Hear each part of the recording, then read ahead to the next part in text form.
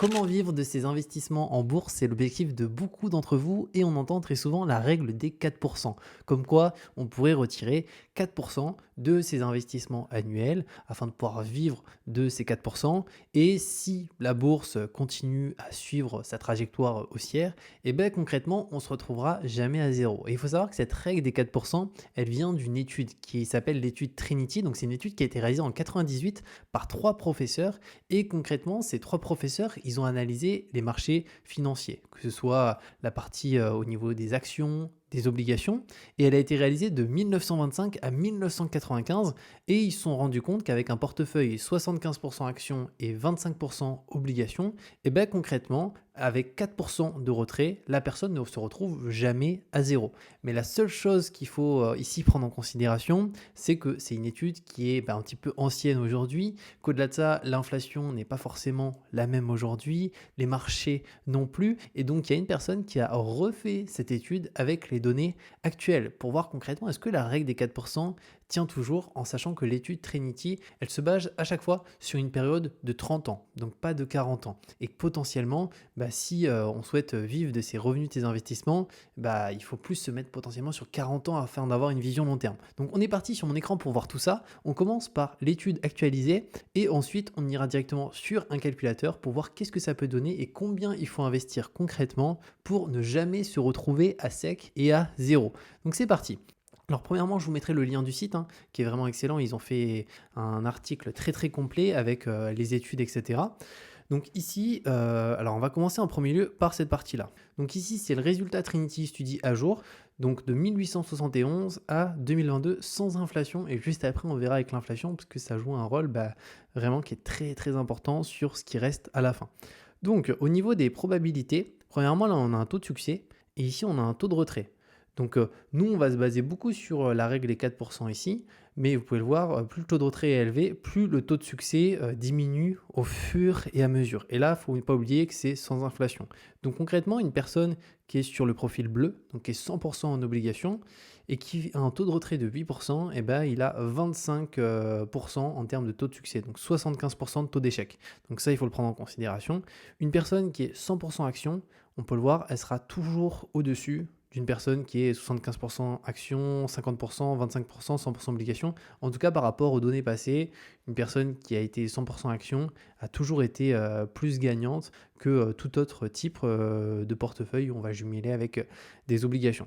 Donc ici, qu'est-ce qu'on peut voir? Donc un taux de retrait supérieur à 8% n'a pas de sens à long terme, même en l'absence d'inflation. Et l'augmentation du taux de retrait diminue les chances de réussite. Et une petite allocation d'obligations peut aider à réduire les taux de retrait. Et en règle générale, un portefeuille composé 100% d'actions obtient de meilleurs résultats que les autres portefeuilles. Voici ce qui se passe lorsque nous poussons la simulation à 30 ans. Parce que là, c'était sur 20 ans. Donc à 30 ans, déjà, là, on va avoir un petit peu plus d'informations. Et pour le coup, là, on peut voir que les chances sont encore plus faibles. Si on prend l'exemple de la personne qui est 100% obligation, à 30 ans, voilà, il a quasiment aucune chance de réussir. Même à 8%, on peut voir, on est autour des peut-être 20% en taux de réussite. Donc 4 chances sur 5 d'échouer. Et même une personne qui est 100% en action, c'est intéressant, si on prend un taux de retrait de 8%, qui ne correspond pas du tout à la règle des 4%, là c'est pareil, on est autour des 60% de taux de succès. Donc c'est vraiment un peu le loto. Et encore une fois, c'est sans inflation. Et par contre, sur du 4%, 100% action, la personne, donc c'est la barre ici qui est directement en rouge, sur du 4%, on est un tout petit peu en dessous des 100% sur 30 ans, sans inflation. On va voir qu'avec l'inflation, ça va être un petit peu différent. Et après, plus on va être avec des obligations et une partie faible en action, plus les chances vont diminuer. Maintenant, une fois que ça c'est fait, on va regarder avec l'inflation. Donc là, ils ont pris sur 20 ans une nouvelle fois, avec l'inflation aux US. Donc ils ont pris les chiffres de l'inflation US, donc de 71 à 2022. Et concrètement, donc du 100% obligation, on peut voir à 4%, et ça le fait. Ça tient quand même en termes de proba, on est en taux de réussite à peut-être 90%. Par contre, pour du 4%, du 100% action, On est clairement sur du 100% de taux de succès. Encore une fois, c'est sur les données historiques, hein. Le futur ne sera pas forcément comme ça. Il faut le prendre en considération. Mais en tout cas, c'est la seule chose sur laquelle on peut se baser aujourd'hui au niveau des investissements financiers. C'est principalement les données historiques, notamment sur des investissements larges, des indices, etc. Et donc ici, comme on peut le constater, l'inflation réduit considérablement nos chances de succès. Avant l'inflation, un taux de retrait de 8% pouvait avoir un certain sens. Maintenant, 6% est la limite. Et même 6%, on a à peine plus de 75% de chances de réussite. Et maintenant, sur 30 ans, ça va plus être ça, la chose sur laquelle on va se baser. Donc pareil, avec l'inflation US, on peut voir que sur 30 ans, la personne qui est 100% obligation, le taux de réussite passe en dessous des 50%. Donc là, il y a une chance sur deux que ça ne passe pas pour du 4%. Et pour du 100% action, on est, on dirait, autour des 90%. Donc 9 chances sur 10 quand même de taux de réussite, ce qui est élevé. Et après, si on prend sur 40 ans, et ben pour le coup, on va avoir une nouvelle fois le taux de succès le taux de réussite qui va aussi encore un petit peu baisser. Mais avec du 100% action, bah, ça baisse pas tant que ça.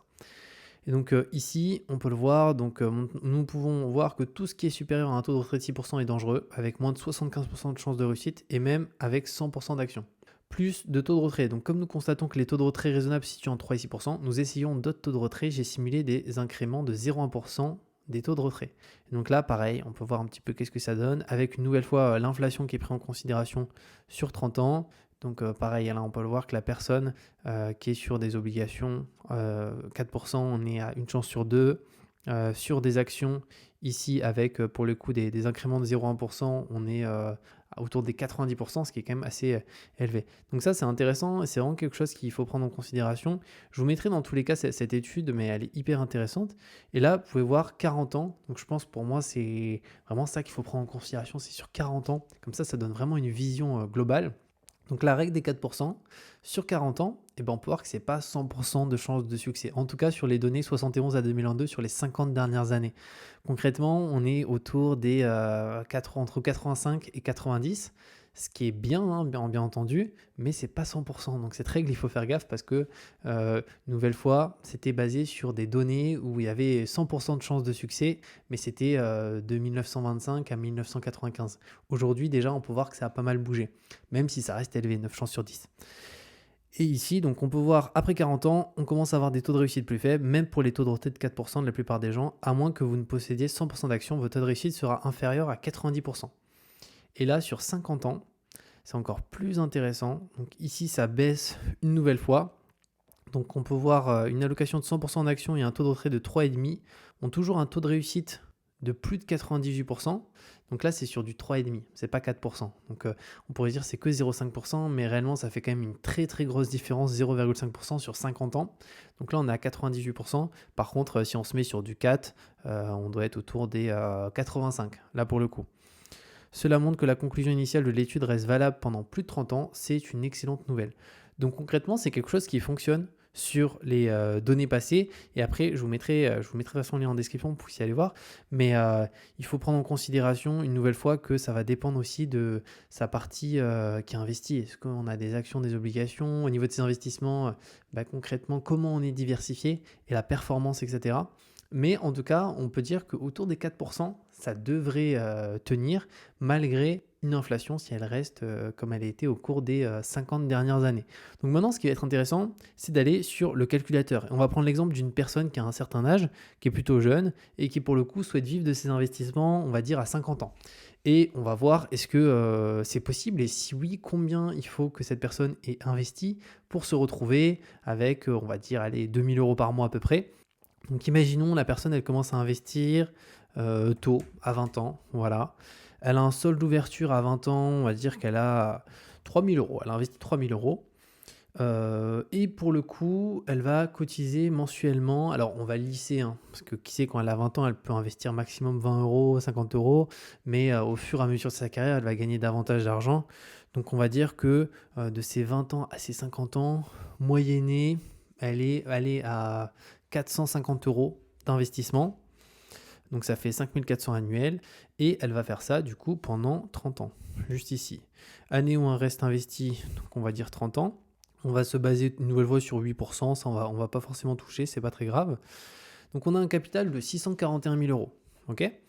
Ensuite, ce qui va être intéressant ici, ça va être de voir un petit peu à droite là, et je vous le mettrai d'ailleurs la possibilité de le télécharger, ce calculateur en description. Concrètement, c'est le calculateur d'indépendance financière. Donc ici, c'est son chiffre qu'elle a obtenu, donc 641 000. Un taux de retrait sécurisé. Pour l'exemple, là j'ai mis 3%, mais après vous pouvez régler. Plus vous partez sur des chiffres faibles, plus votre probabilité, votre taux de réussite est élevé. Si on part sur du 1%, il y a des chances, mais vraiment très très élevées. Je pense qu'on est vraiment à 100%. C'est sûr que cette personne se retrouve avec ça. Après, plus on augmente, si on part sur du pourcent, on a vu que les probabilités deviennent beaucoup moins probables, tout simplement. Donc là, on va rester sur 4%. Donc on peut voir que ça fait 25 676. À ça, bien entendu, après, ça dépend de son enveloppe fiscale, etc. Mais il faudra enlever la fiscalité. Donc on partirait sur du 30%. Donc potentiellement, elle aurait à peu près 20 000 euros. Et si elle a 20 000 euros, cette personne, ça doit faire mensuellement 20 000 divisé par 12. Je peux regarder. On va regarder, ça fait combien rapidement. Mais par contre, ça fait moins de 2 000. Hein. Parce que 2 000, c'est 24 000. Donc divisé par 12, on est à, alors mince, je me suis raté, 20 000. On est à 1666 euros net. Donc c'est quand même pas mal, hein. C'est correct pour une personne qui investit 450 euros par mois. Alors oui, c'est pas du coup un revenu qui permet de faire tout ce qu'on veut, tous les voyages, etc. Si vraiment cette personne voudrait ça, ici il va falloir qu'elle investisse beaucoup plus. Beaucoup plus, parce que c'est ça qui fait une grosse différence. Si la personne n'investit pas 450 mais 600, juste ici, 845 000, et là on peut voir qu'on est à 33 000. Donc on est concrètement là à plus de 2 000 euros par mois, parce que quand on enlève la fiscalité, on enlève 8 000 euros de taxes, il reste 25 000 à peu près. On va le diviser par 12, ça fait 2 100 euros par mois. Donc là, ça peut être correct.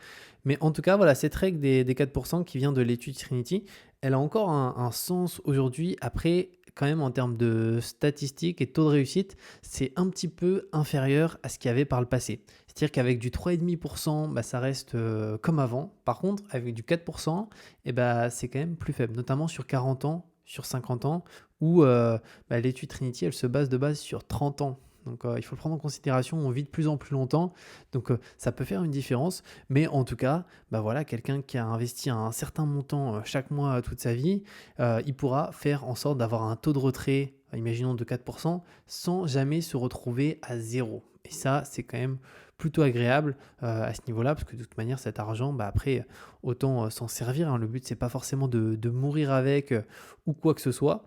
Et donc avec 4%, cette personne ne se retrouve pas à zéro à ce niveau-là. Donc voilà par rapport à cette vidéo sur la règle des 4% et comment vivre de ses investissements en bourse. N'hésitez pas d'ailleurs si vous avez des questions à les mettre en commentaire. Et on se retrouve de toute manière pour d'autres vidéos très prochainement.